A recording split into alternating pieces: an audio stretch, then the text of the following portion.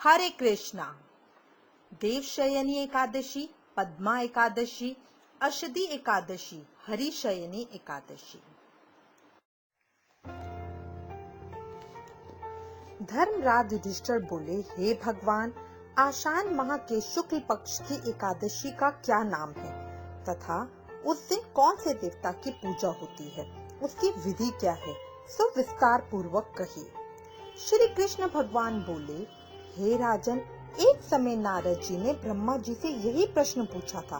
तब ब्रह्मा जी बोले, हे नारद, इस एकादशी का नाम देवशयनी एकादशी है। इसके व्रत करने से विष्णु भगवान प्रसन्न होते हैं। मैं यहाँ एक पौराणिक कथा कहता हूँ, ध्यान पूर्वक सुनो। सूर्यवंशी मंधाता नाम का एक राजर्षि था।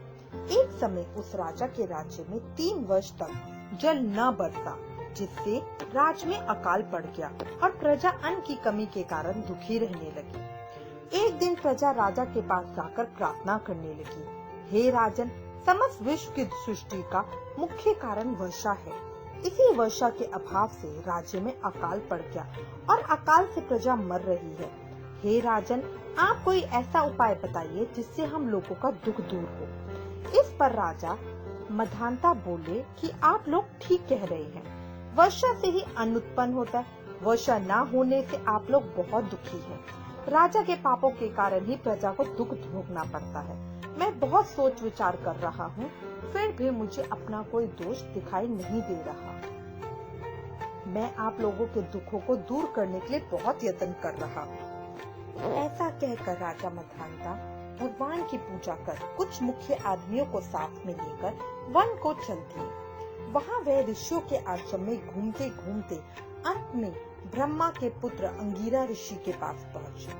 वहाँ मुनि अभी नित्य कर्म से निवृत्त हुए थे। राजा ने उनके सम्मुख प्रणाम किया और मुनि ने उनको आशीर्वाद दिया और बोले, हे राजा, आप कुशल पूर्वक तो हैं तथा आपकी प्रजा भी कुशल पूर्वक होगी। आप इस स्थान पर कैसे हैं, सो कहिए। राजा बोला, हे महर्षि, मेरे राज्य में 3 वर्ष से वर्षा नहीं हो रही। इससे अकाल पड़ गया है और प्रजा महान दुख भोग रही है। प्रजा के कष्ट को दूर करने के लिए कोई उपाय बतलाइए। इस पर वह ऋषि बोले, राजन, यह सतयुग में सब युगों में श्रेष्ठ है। इसमें धर्म के चारों चरण सम्मिलित हैं, अर्थात इस युग में धर्म की सबसे अधिक उन्नति है। इस युग में ब्राह्मणों का तपस्या करना तथा वेद पढ़ना ही मुख्य अधिकार है। परंतु आपके राज्य में एक शूद्र इस युग में भी तपस्या कर रहा है। इस दोष के कारण आपके राज्य में वर्षा नहीं हो रही। यदि आप प्रजा का भला चाहते हैं तो उस शूद्र को मार दीजिए। इस पर राजा बोला, हे मुनीश्वर, मैं उस निरपराध तपस्या करने वाले शूद्र को नहीं मार सकता। आप इस दोष से छूटने का कोई अन्य उपाय बताइए। तब ऋषि बोले, हे राजन, यदि तुम ऐसा ही चाहते हो तो आषाढ़ माह के शुक्ल पक्ष की पदा नामक की एकादशी का विधि पूर्वक व्रत करो। इस व्रत के प्रभाव से तुम्हारे राज्य में वर्षा होगी और प्रजा सुख पावेगी, क्योंकि इस एकादशी का व्रत सब सिद्धियों को देने वाला है और उपद्रवों को शांति करने वाला है। इस एकादशी का व्रत तुम प्रजा व सेवक मंत्रियों सहित करो। मुनि के वचनों को सुनकर राजा अपने नगर को वापस आया और विधि पूर्वक पद्मा एकादशी का व्रत किया। इस व्रत के प्रभाव से राज्य में वर्षा हुई और मनुष्यों को सुख पहुंचा।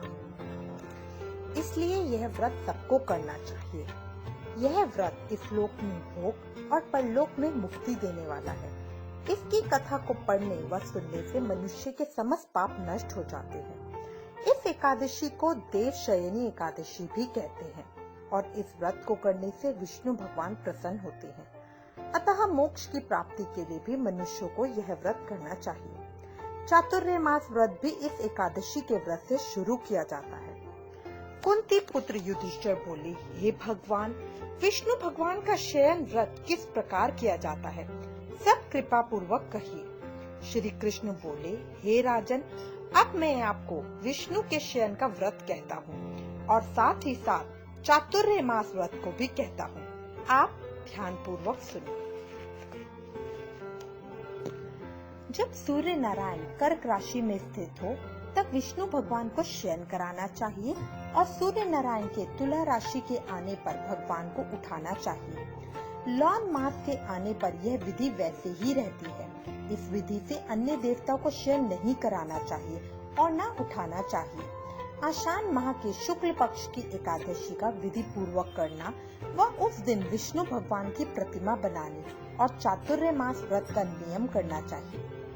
सबसे प्रथम उस प्रतिमा को स्नान करावें, फिर सफेद वस्त्रों को धारण कराकर तकिया दार शैया पर शयन करावें व धूप दीप नवेद आरती से पूजन करना चाहिए। भगवान का पूजन शास्त्र ज्ञाता ब्राह्मणों के द्वारा ही कराना चाहिए। तत्पश्चात भगवान विष्णु की स्तुति करनी चाहिए। हे भगवान, मैंने आपको शयन कराया है। आपके शयन से संपूर्ण विश्व सो जाता है। मेरी आपसे हाथ जोड़कर विनय है कि आप जब 4 मास तक शयन करें तो मेरे चातुर्मास व्रत को निर्विघ्न पूरा करावें।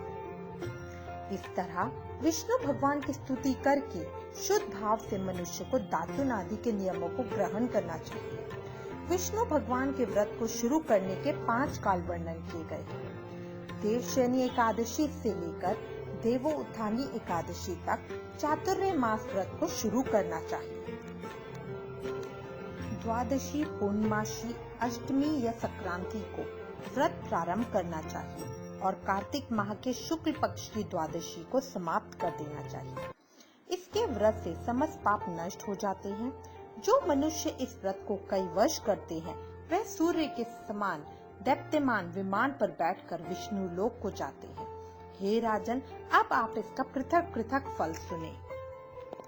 जो मनुष्य देव मंदिरों में रंगीन बेल बूटे बनाता है उसे 7 जन्म तक ब्राह्मण की योनि मिलती है। जो मनुष्य चातुर्मास के दिनों में विष्णु भगवान को दही, दूध, घी, शहद और मिश्री के द्वारा स्नान कराता है वह वैभवशाली होकर सुख भोगता है। जो मनुष्य श्रद्धा पूर्वक भूमि, स्वर्ण, दक्षिणा आदि ब्राह्मणों को देता है स्वर्ग में जाकर इंद्र के समान सुख भोगता है। जो विष्णु भगवान की स्वर्ण प्रतिमा बनाकर धूप, दीप, पुष्प, नवेद आदि से भगवान की पूजा करता है वह इंद्र लोक में जाकर अक्षय सुख भोगता है। जो मनुष्य चातुर्मास के अंदर नित्य प्रति तुलसा जी भगवान को अर्पित करता है या स्वर्ण की तुलसी अर्पित करता है वह स्वर्ण के विमान पर बैठ के विष्णु लोक को जाता है। जो मनुष्य विष्णु भगवान की धूप दीप से पूजा करते हैं उनको अनंत संपत्ति मिलती है। जो मनुष्य इस एकादशी से कार्तिक के महीने तक अश्वत्थ वृक्ष और विष्णु जी की पूजा करते हैं उनको विष्णु लोक की प्राप्ति होती है। इस चातुर्मास व्रत में जो मनुष्य संध्या के समय देवताओं तथा ब्राह्मणों को दीप दान करते हैं तथा ब्राह्मणों को सोने के कमल के वस्त्र देते हैं विष्णु लोक को जाते हैं। जो मनुष्य भक्ति पूर्वक भगवान का चरणामृत लेते हैं वह इस संसार के आवागमन के चक्र से छूट जाते हैं। जो विष्णु मंदिर में नित्य प्रति 108 बार गायत्री मंत्र का जाप करते हैं वे पापों में लिप्त नहीं होते। जो मनुष्य पुराण तथा धर्मशास्त्र को सुनते हैं और वेदवादी ब्राह्मणों को वस्त्रों तथा स्वर्ण सहित उनका दान करते हैं वे दानी, धनी, ज्ञानी और कीर्तिमान होते हैं। जो मनुष्य विष्णु भगवान या शिव जी का स्मरण करते हैं और अंत में उनकी प्रतिमा दान करते हैं वह सब पापों से रहित होकर गुणवान बनते हैं। जो मनुष्य सूर्य नारायण को अर्घ्य देते हैं और समाप्ति में स्वर्ण, रक्त, गौ दान करते हैं उनको पूरी आयु की स्वस्थ देह प्राप्त होती है तथा कीर्ति, धन और बल पाते हैं। चातुर्मास में जो मनुष्य गायत्री मंत्र द्वारा तिल से होम करते हैं और चातुर्मास समाप्त हो जाने पर तिल का दान करते हैं उनके समस्त पाप नष्ट हो जाते हैं और निरोग शरीर मिलता है तथा सुपात्र संतान होती है। जो मनुष्य चातुर्मास व्रत में अन्न से होम करते हैं और समाप्त हो जाने पर घी, गड़ा और वस्त्रों को दान करते हैं वे ऐश्वर्यशाली होते हैं तथा ब्रह्मा के समान भोग भोगते हैं। जो अश्वत्थ वृक्ष की पूजा करते हैं तथा अंत में स्वर्ण सहित वस्त्रों का दान करते हैं उनके समस्त पाप नष्ट हो जाते हैं। जो मनुष्य तुलसी जी को धारण करते हैं तथा अंत में विष्णु भगवान के निमित्त ब्राह्मणों को दान करते हैं विष्णु लोक को जाते हैं। जो मनुष्य चातुर्मास व्रत में भगवान के शयन के उपरांत उनके मस्तक पर नित्य प्रति दूध चढ़ाते हैं और अंत में स्वर्ण की दूर्वा दान करते हैं तथा दान देते समय जो इस प्रकार स्तुति करते हैं कि हे दूर्वे, जिस भांति इस पृथ्वी पर शाखाओं और छोटी शाखाओं सहित फैली हुई हो, उसी प्रकार मुझे भी अजर अमर संतान दो। ऐसा करने वाले मनुष्य के सब पाप छूट जाते हैं और अंत में स्वर्ग को जाते हैं। जो शिव जी का विष्णु भगवान के देवालय में गान करते हैं, उन्हें रात्रि जागरण का फल मिलता है। जो मनुष्य चातुर्मास व्रत करते हैं, उनको उत्तम ध्वनि वाला घंटा दान करना चाहिए। घंटा दान करने के उपरांत उसको भगवान की इस प्रकार स्तुति करनी चाहिए। हे भगवान, हे जगतपति, आप पापों का नाश करने वाले हैं। आप मेरे करने योग्य कार्यों को न करने और न करने योग्य कार्यों को करने से जो पाप उत्पन्न हुए हैं, उनको नष्ट कीजिए। चातुर्मास व्रत के अंदर जो नित्य प्रति ब्राह्मणों का चरणामृत पान करते हैं, वे समस्त पापों तथा दुखों से छूट जाते हैं और वे आयुवान लक्ष्मीवान होते हैं। चातुर्मास व्रत के समाप्त हो जाने के बाद 2 गौ दान करनी चाहिए। यदि गौदान न कर सके तो वस्त्र दान अवश्य ही करने चाहिए। जो ब्राह्मण को नित्य प्रति नमस्कार करते हैं, उसका जीवन सफल हो जाता है और समस्त पापों से छूट जाते हैं। चातुर्मास व्रत की समाप्ति में जो ब्राह्मणों को भोजन कराता है, उसकी आयु तथा धन की वृद्धि होती है। जो मनुष्य अलंकार दक्षिणा को दान करते हैं, वे चक्रवर्ती आयुवान पुत्र दान राजा होते हैं और स्वर्ग लोकों में प्रलय के अंत तक इंद्र के समान राज्य करते हैं। जो मनुष्य सूर्य भगवान तथा गणेश जी को नित्य नमस्कार करते हैं, उनकी आयु तथा लक्ष्मी बढ़ती है और यदि गणेश जी प्रसन्न हो जाए तो मनवांछित फल पाते हैं। गणेश जी और सूर्य की प्रतिमा ब्राह्मण को देने से सब काम की सिद्धि होती है। जो मनुष्य दोनों ऋतुओं में महादेव जी की प्रसन्नता के लिए रूपा दान करते हैं, या जो प्रतिदिन तिल और वस्त्रों के साथ तांबे का पात्र दान करते हैं, उनके यहाँ स्वास्थ्य सुंदर शिव भक्त पुत्र रत्न उत्पन्न होते हैं। चातुर्मास व्रत की समाप्ति पर चांदी पात्र या तांबा पात्र गुड़ और तिल के साथ दान करना चाहिए। जो मनुष्य विष्णु भगवान के शयन करने के उपरांत यथाशक्ति वस्त्र और तिल के साथ स्वर्ण दान करते हैं, उनके समस्त पाप नष्ट हो जाते हैं और इस लोक में भोग तथा परलोक में मोक्ष दोनों प्राप्त होते हैं। जो मनुष्य ब्राह्मणों की धूप पुष्प से पूजा करते हैं और अन्न वस्त्र दान देते हैं तथा चातुर्मास व्रत के समाप्त होने पर शैया दान करते हैं, उनको अक्षय सुख मिलता है और कुबेर के समान धनवान होते हैं। वर्षा ऋतु में जो गोपी चंदन देते हैं, उस पर भगवान प्रसन्न होते हैं और इस लोक में भोग तथा परलोक में मुक्ति पाते हैं। चातुर्मास व्रत में भगवान के शयन करने पर गुड़ अथवा शक्कर का दान देते हैं और व्रत के समाप्त हो जाने पर इस प्रकार उद्यापन करते हैं। 4 पल या 8 पल वाले तांबे के 8 पात्र या 48 पल का 1 तांबे का पात्र लेकर उसमें शक्कर भरकर तथा वस्त्र फल दक्षिणा सहित ब्राह्मण को देना चाहिए। शक्कर सहित तांबे का पात्र सूर्य को प्रिय है। इससे मनुष्य के समस्त रोग नष्ट हो जाते हैं। उसके दान के प्रभाव से बलवान कीर्तिवान संतान उत्पन्न होती है, जो मनवांछित फल देने वाली है। हे कुंती पुत्र, इस चातुर्मास व्रत को करने वाला मनुष्य गंधर्व विद्या में निपुण और स्त्रियों को प्रिय होता है। जो मनुष्य चातुर्मास व्रत में ब्राह्मणों को शाक फल आदि देते हैं और अंत में यथाशक्ति दान दक्षिणा वस्त्र आदि देते हैं, वह सुखी राजयोगी बनते हैं। शाक और फल से देवता प्रसन्न होते हैं, अतः उनके देने से देवता प्रसन्न होते हैं। जो मनुष्य इस व्रत में प्रतिदिन सौंठ मिर्च पीपर का वस्त्र और दक्षिणा के साथ दान करते हैं और व्रत के अंत में स्वर्ण की सौंठ मिर्च आदि दान करते हैं, वे 100 वर्षों तक जीते हैं और अंत में स्वर्ग को जाते हैं। जो मनुष्य बुद्धिमान ब्राह्मण को मोती दान करता है, वह कीर्ति को प्राप्त करता है। जो मनुष्य इस व्रत में तंबाकू का दान करता है, मतलब तंबाकू खाना छोड़ देते हैं और अंत में लाल वस्त्र ब्राह्मण को दान करते हैं, वे अगले जन्म में सौंदर्यशाली बनते हैं और निरोगी बुद्धिमान भाग्यवान तथा सुंदर वाणी वाले होते हैं। तंबाकू के दान से इस लोक में गंधर्व विद्या में निपुण और परलोक में स्वर्ग मिलता है। तंबाकू लक्ष्मी और मंगल प्रदान करती है। इसके दान से देवता प्रसन्न होते हैं और अनंत धन देते हैं।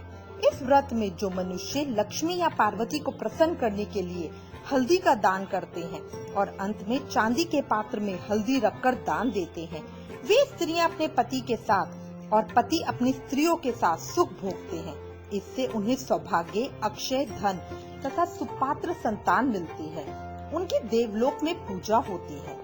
इस व्रत में जो मनुष्य शिवजी और पार्वती जी की प्रसन्नता के लिए ब्राह्मण, स्त्री, पुरुषों की पूजा करते हैं तथा दक्षिणा, वस्त्र, स्वर्ण आदि दान करते हैं और व्रत के शुरू में शिवजी जी की स्वर्ण की प्रतिमा दान देते हैं।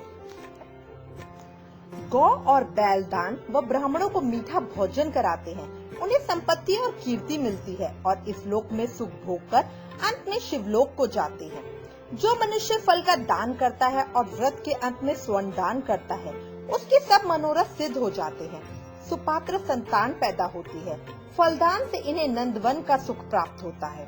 जो मनुष्य इस व्रत में पुष्प दान करते हैं, उन्हें इस लोक में सुख मिलता है और परलोक में गंधर्व पद मिलता है। इसमें वामन भगवान की प्रसन्नता के लिए ब्राह्मणों को दही युक्त भात खिलाना चाहिए। यदि यह नित्य ना हो सके तो आठों अमावस्या, पूर्णमासी और प्रत्येक रविवार या शुक्रवार को खिलाना चाहिए। इस व्रत की समाप्ति में भूमि दान न हो सके तो वस्त्र और स्वर्ण से युक्त पादुका दान करनी चाहिए। ऐसा करने से इस लोक में धन, धान्य, पुत्र तथा विष्णु भक्ति मिलती है और अंत में विष्णु लोक को जाते हैं। जो मनुष्य दान तथा आभूषण से युक्त बछड़ा सहित गौ का दान करते हैं, वह इस लोक में ज्ञानी और किसी के सेवक नहीं बनते और अंत में ब्रह्मलोक में जाकर पितरों के साथ अनंत सुख प्राप्त करते हैं। चातुर्य मास व्रत में जो मनुष्य प्रजापत्य व्रत करते हैं और इसकी समाप्ति में गौदान करते हैं और ब्राह्मणों को भोजन कराते हैं, वे समस्त पापों से छूटकर ब्रह्मलोक को जाते हैं। इस व्रत में जो एक दिन छोड़कर वस्त्र और बैलों के साथ 8 हल दान करते हैं और शाक, मूल, फल आहार करते हैं, वह विष्णु लोक को जाते हैं। जो मनुष्य पयोव्रत करते हैं और अंत में दूध वाली गौ देते हैं, वह विष्णु लोक को जाते हैं। जो मनुष्य दोनों ऋतुओं में केला पत्र और पलास के पात्रों में भोजन करते हैं तथा कांसे के पात्र और वस्त्र दान करते हैं, वे लोक में सुख पाते हैं। इस व्रत में जो पलास पत्र पर भोजन करते हैं तथा तेल नहीं खाते, उनके समस्त पाप नष्ट हो जाते हैं। चातुर्य मास व्रत के प्रभाव से ब्राह्मण घात करने वाला, सुरा पीने वाला, बालकों को मारने वाला, असत्य भाषण करने वाला, स्त्री को मारने वाला, किसी के व्रत को बिगाड़ने वाला, अगम्य गमन करने वाला, विधवा गमन करने वाला, ब्राह्मणी तथा चंडालनी से गमन करने वाला, इन सबके पाप नष्ट हो जाते हैं और अंत में निर्वाणा पद को पाते हैं। चातुर्य मास व्रत के अंत में 64 पल कांसे का पात्र तथा आभूषणों युक्त बछड़ा सहित गौ का दान करना चाहिए। जो मनुष्य भूमि को लीपकर भगवान का स्मरण करके भोजन करते हैं, उन्हें आरोग्यता तथा पुत्र की प्राप्ति होती है। वे धार्मिक तथा चक्रवर्ती राजा होते हैं। उन्हें किसी शत्रु का भय नहीं रहता और अंत में वह स्वर्ग को जाते हैं। जो मनुष्य बिना मांगे हुए आभूषणों से युक्त चंदन सहित बैल दान करते हैं तथा उसे षटरस चंदन सहित बैल दान करते हैं तथा षटरस युक्त भोजन कराते हैं, उन्हें विष्णु लोक प्राप्त होता है। जो मनुष्य भगवान के शयन करने पर नित्य प्रति रात्रि को जागरण करते हैं तथा अंत में ब्राह्मणों को भोजन कराते हैं, उन्हें शिवलोक की प्राप्ति होती है। चातुर्य मास व्रत में जो मनुष्य नित्य प्रति एक समय खाकर ही रहता है तथा अंत में भूखे को भोजन कराते हैं, उन्हें स्वर्ग की प्राप्ति होती है। जो मनुष्य भक्ति पूर्वक भगवान की पूजा करता है, वह विष्णु लोक को जाता है। जो भगवान के शयन करने के बाद भूमि पर सोता है तथा अंत में शय्या दान करता है, उनकी शिवलोक में पूजा होती है। चातुर्य मास व्रत में जो मनुष्य मैथुन नहीं करता, वह बलशाली, यशस्वी और लक्ष्मीवान होता है तथा अंत में स्वर्गलोक को जाता है। जो मनुष्य इस व्रत में उत्तम चावल या जौ सपरिवार खाता है, वह स्वर्ग को जाता है। चातुर्य मास व्रत में जो तेल नहीं लगाता तथा अंत में कांसे या मिट्टी के पात्र में तेल भरकर दान देता है, वह विष्णु लोक को जाता है।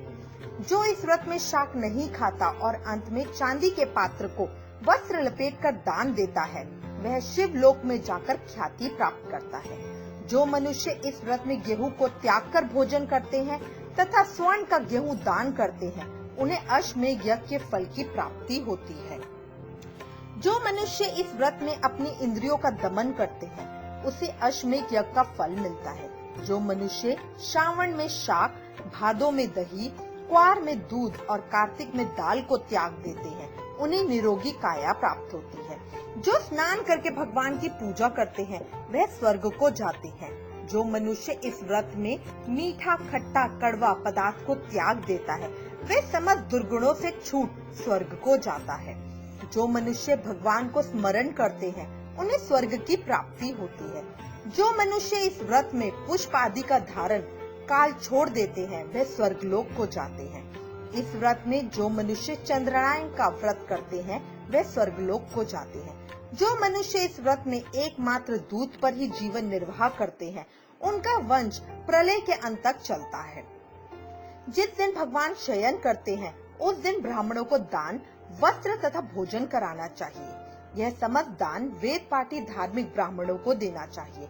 चोरी करने वाला, मदपान करने वाला, अगम में गमन करने वाला, अधर्मी, शास्त्रों का निरादर करने वाला, मिथ्या बोलने वाला, अन्य तज्जे कर्म करने वाला ब्राह्मण को दान देने से उल्टा पाप लगता है तथा नरक की प्राप्ति होती है। हरे कृष्णा।